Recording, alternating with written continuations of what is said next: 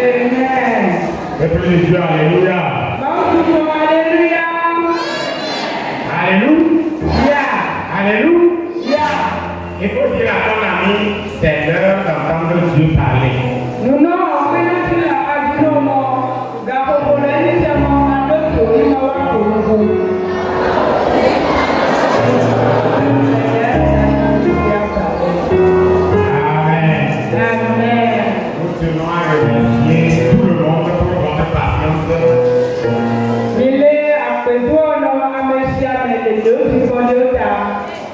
Vous êtes courageux.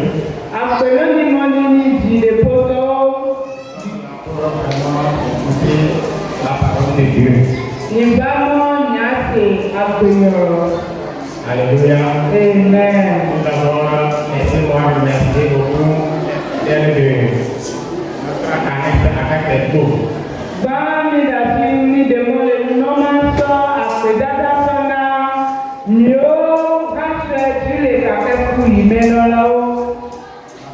Merci pour votre applaudissement.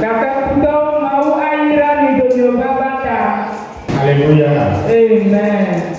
Donc, merci beaucoup que le Seigneur vous bénisse. Maintenant aussi, toujours à féliciter le courage de notre chef qui est toujours aussi là avec nous en tant que membre chrétien. Que le Seigneur soit toujours avec nous.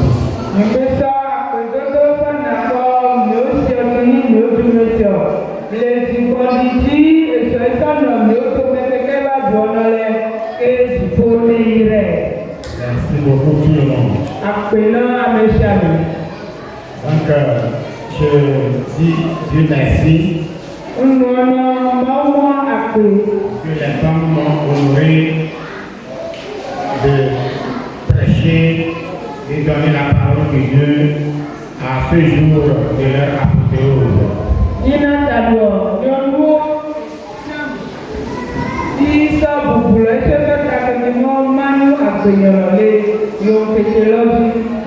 Comité des femmes, que Dieu vous bénisse beaucoup. Vous êtes bénis.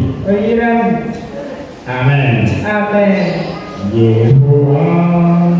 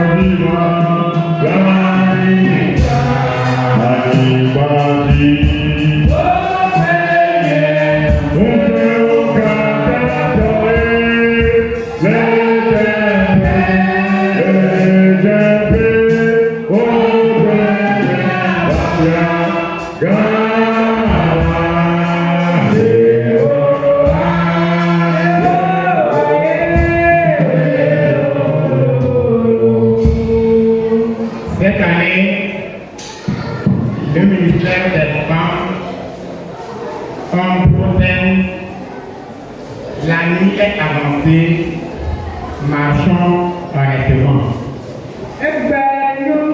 Le point de temps est non au temps le point mais minimum et ça est pas il t'a donné quelque là de la quelque chose. Nous disons Dieu merci pour l'inspiration qui a été donnée à notre responsable national qui a pouvoir écrit cela ou fait laisser cela pour tout le Togo.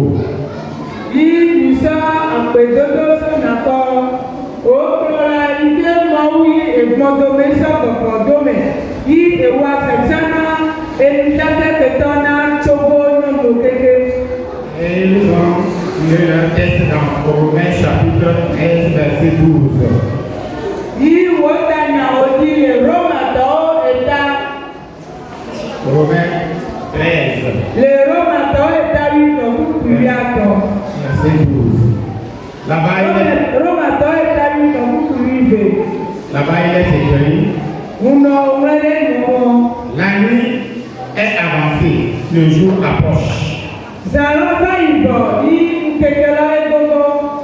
Depuis-nous donc les œuvres des ténèbres et revêtons les armes de la lumière.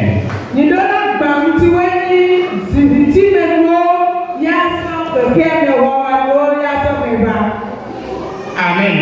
Amen. Chers frères et sœurs dans le Seigneur, comprenons réellement ce thème avec son verset.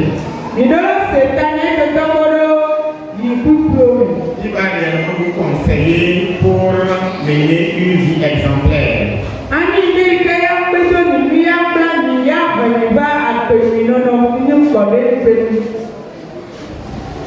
Nous vivons dans une époque troublée.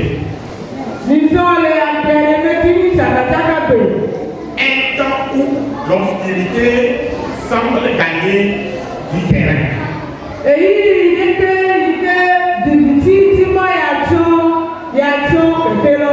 Mais l'apôtre Paul nous rappelle une vérité fondamentale.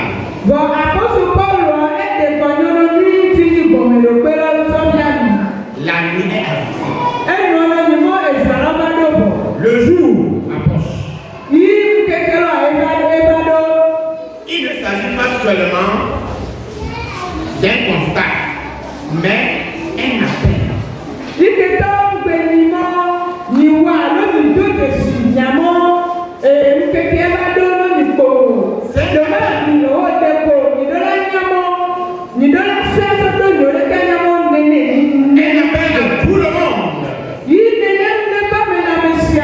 De savoir que la nuit est avancée. Alléluia. Alléluia. Donc, c'est un appel urgent à changer de conduite.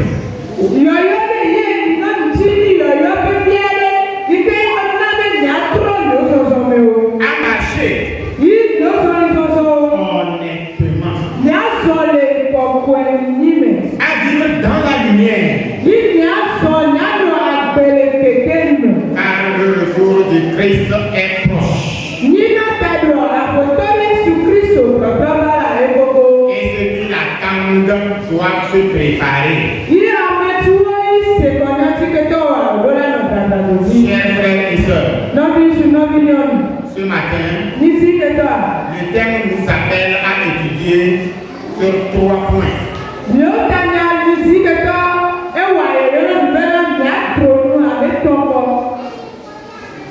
Les 3 points, les voici. Premier point, la nuit est avancée. Deuxième point, le jour approche. Et enfin 3, marchons honnêtement. Que quelqu'un me dise amen. Alléluia. Soyez bénis. Premier point dit la nuit est avancée. Quand la nuit, on dit la nuit avancée, veut dire en même temps que le monde est dans l'obscurité.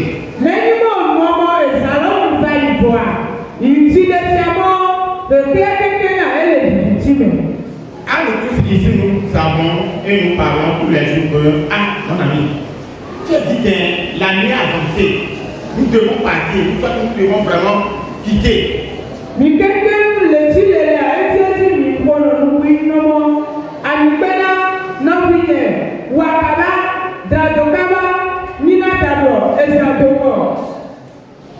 tous ici, quelqu'un n'aime pas marcher vraiment dans une nuit profonde.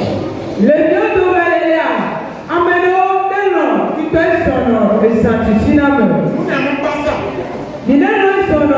C'est pourquoi dans la nuit avancée, on se précipite pour retourner.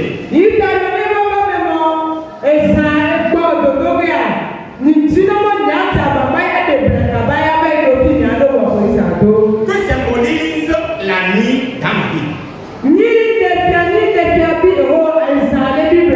La nuit symbolise dans la Bible, premièrement, le péché.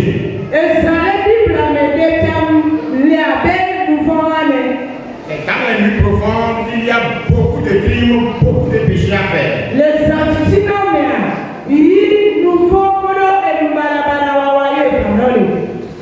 Ça symbolise aussi le temps de l'ignorance de Dieu.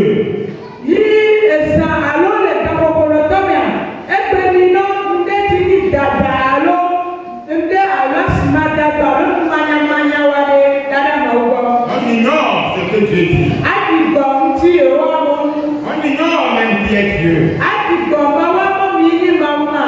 C'est aussi de la rébellion contre sa volonté.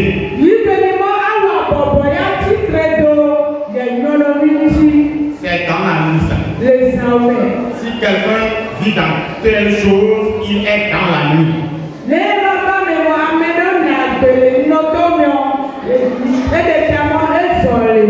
Celui qui se rebelle contre la volonté de Dieu, c'est dans la nuit.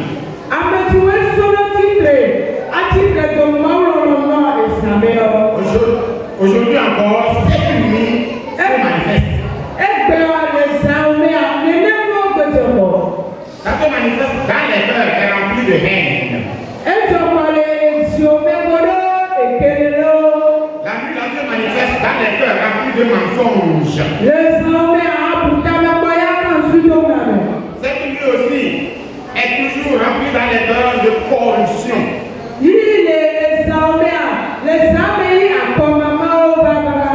Dans la société, il relative le bien et le mal, c'est-à-dire qu'il compare le bien et le mal, c'est même égaux, même pire.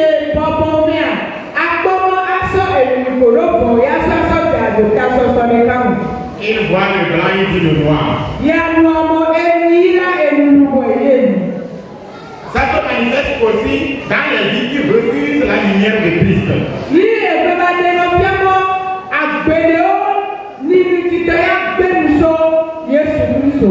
C'est ce que la nuit représente pour nous aujourd'hui dans nos cœurs, dans nos vies.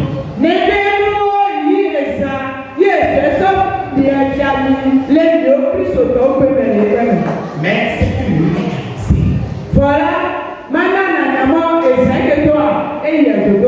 Et il touche à sa fin.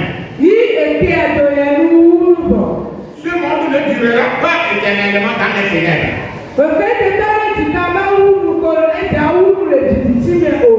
Alléluia. Alléluia.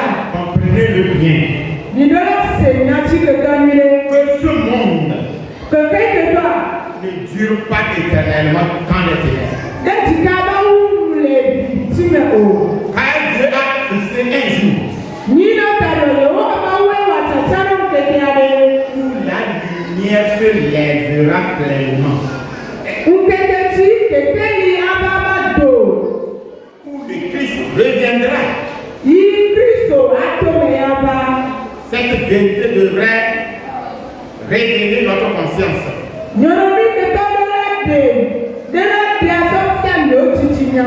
Madame, monsieur, frères et sœurs, ce qu'on vient de citer